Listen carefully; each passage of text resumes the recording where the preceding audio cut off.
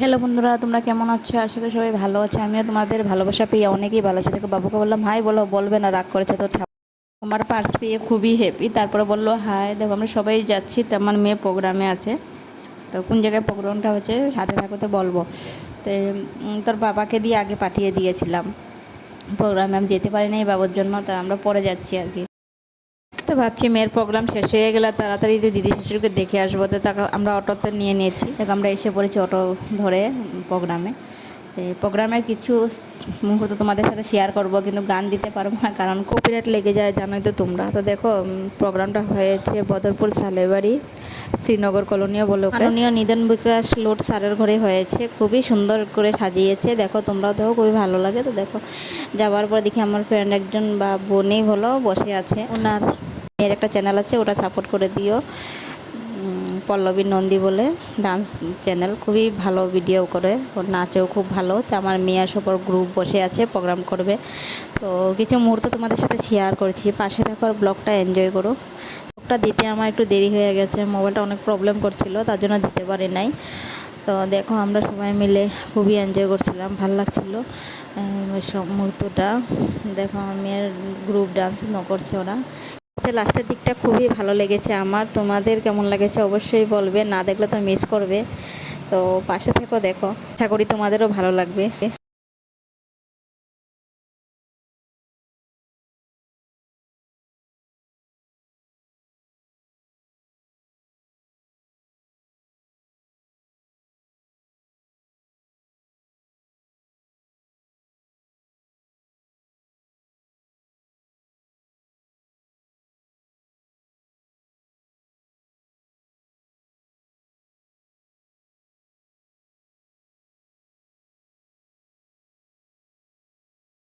ভিডিওটা ফাঁস করে দিলাম কারণ ব্লগটা না বেশি লম্বা হয়ে যাবে, তার জন্য।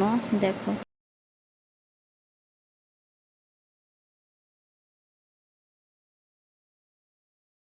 অনেকেই প্রোগ্রাম করেছে, খুবই ভালো দেখতে। আমরা কয়েকটা প্রোগ্রাম দেখে এসে পড়েছি কারণ এদিকে বৃষ্টিও আসছিল। তো বাবুকে নিয়ে গিয়েছিলাম, বৃষ্টি গেলে আরেক প্রবলেম হয়ে যাবে। তো দিদি শাশুড়ি অসুস্থ, তার জন্য ওনাকেও দেখতে চলে গেলাম। দেখো পাশে থাকো, তো দেখতে পারবে সব কিছু। এখন কিছু একটা করলেই তোমার সাথে শেয়ার করার ইচ্ছা করে, কারণ তোমরা আমার ফ্যামিলির মতো হয়ে গেছো। তোমাদের সাথে শেয়ার করতে আমার খুবই ভালো লাগে। তো আশা করি তোমাদেরও ভালো লাগে। যেভাবে পাশে আছে সবসময় পাশে থেকো, আমাকেও পাশে পাবে।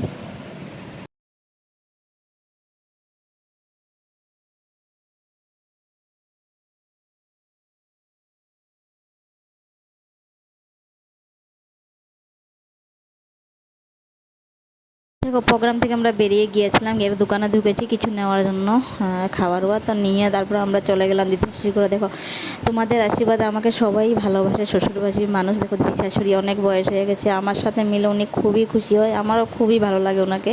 কি বলবো, আমার মানে অনেকেই ভালোবাসে আমাকে, আমি অনেকেই ভালোবাসি। তো অসুস্থ ছিল, তো উনি দেখে অনেক খুশি হয়েছে আমাদেরকে।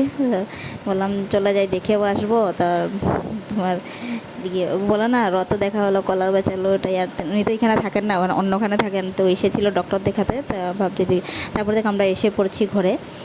তো ব্লগটা বেশি লম্বা করবো না, এখানেই শেষ করব। আর তোমরা সবাই ভালো এবং সুস্থ থেকো, আর পাশে থেকে সাপোর্ট করো, আমাকেও পাশে পাবে।